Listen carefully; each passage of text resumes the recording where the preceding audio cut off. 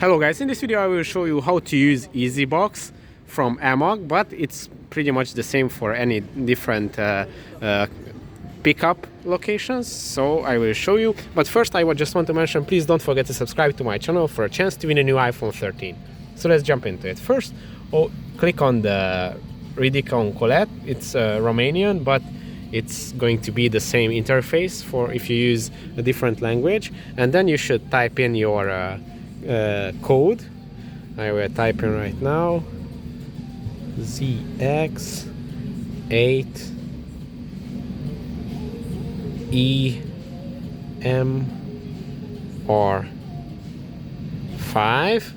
Now I want to show you, and then it's going to open a door, and from the door you just take out your package and then close it, and you're all set.